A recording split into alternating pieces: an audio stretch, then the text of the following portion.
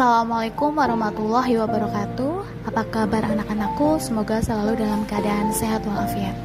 Pada pembelajaran PLH kali ini kita akan belajar pemeliharaan lingkungan biotik dan abiotik.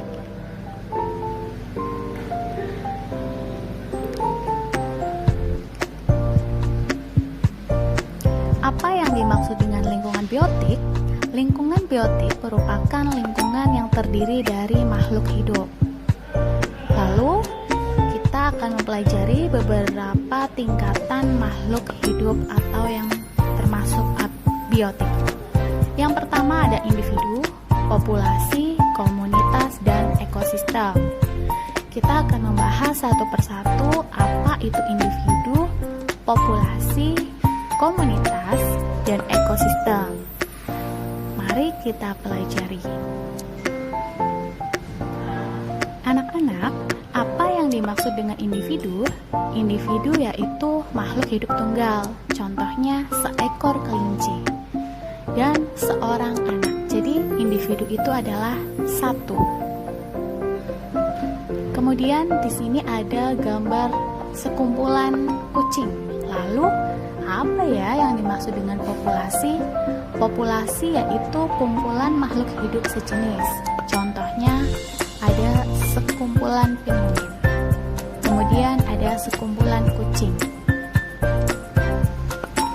Lalu tingkatan yang selanjutnya adalah komunitas. Komunitas yaitu kumpulan berbagai populasi yang hidup pada suatu daerah dan waktu tertentu. Bisa dilihat itu ada contohnya.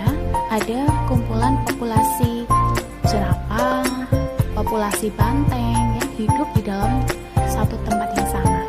Kemudian ekosistem merupakan sistem ekologi yang merupakan suatu hubungan timbal balik antara makhluk hidup dengan lingkungannya.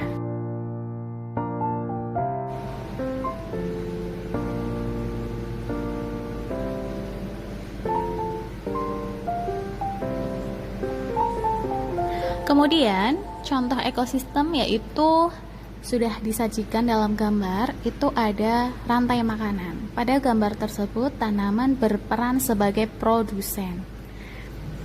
Kemudian, hewan-hewannya itu berfungsi sebagai konsumen satu dan seterusnya.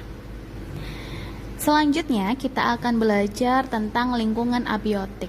Apa yang dimaksud dengan abiotik? Lingkungan abiotik merupakan lingkungan tak hidup. Lalu, apa saja yang termasuk ke dalam lingkungan abiotik? Mari kita simak penjelasan berikut ini. Yang pertama adalah suhu. Ekosistem dapat terpengaruh karena suhu. Makhluk hidup dapat hidup karena suhunya cocok. Ketidakcocokan suhu dapat membuat makhluk hidup itu mati. Selanjutnya adalah sinar matahari.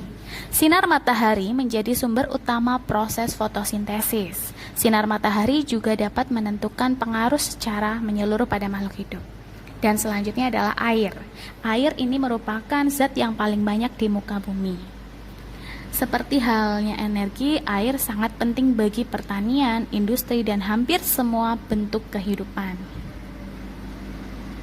Kemudian selanjutnya yaitu tanah.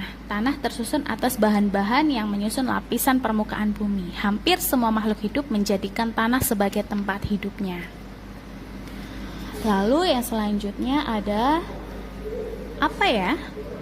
Benar sekali, ada angin. Pengaruh angin bagi makhluk hidup tak kalah pentingnya. Proses penyerbukan tumbuhan dilakukan oleh angin. Selain itu, kelembapan suatu daerah bergantung pada kondisi angin di daerah tersebut.